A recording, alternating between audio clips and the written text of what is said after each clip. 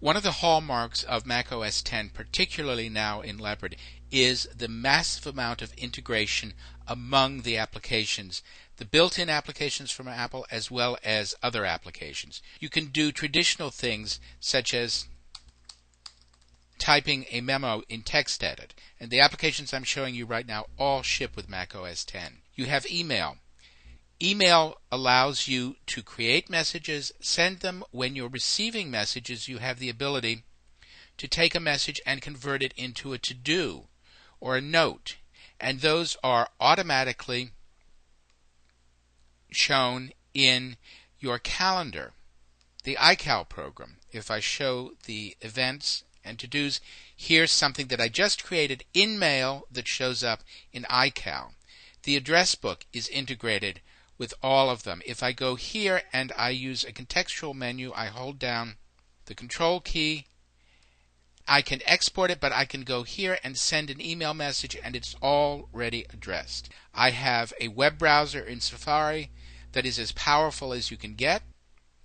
I have the wide variety of iLife applications such as iMovie that lets me create my own movie. iMovie has been totally rewritten for Mac OS X Leopard. It's a new application, much simpler. It lets you get from video to a finished movie that you can distribute faster than ever before. You can create DVDs with iDVD, and all of these applications come with extensive help and assistance.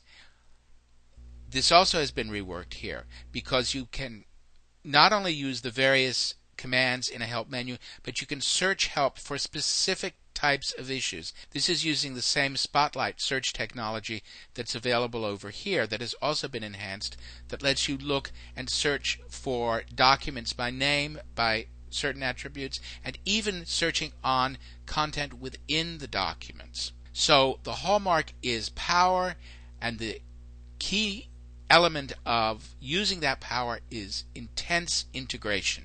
So let's now take a look at what's going on under the hood in Mac OS X. I'm going to start and build up. The first part of the tutorial, the major part of the tutorial, involves setting up the computer and the preferences, the networking.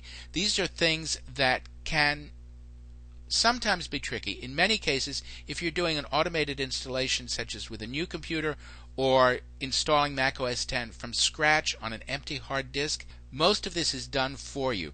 But if times change, you need to change settings, or you're working from an existing environment, then you often do need to go in and adjust these settings, reconfigure a network, and that's what we'll talk about. Then we'll go into actually using the applications, and as the tutorial goes on, you'll see that the lessons get shorter and shorter and shorter, and the reason is so much on Mac OS X is the same. The same techniques you use in TextEdit to manipulate text, those are the same basic tools and interface elements that you're using in iMovie. So once you learn them in whatever context you learn them, then you can apply them.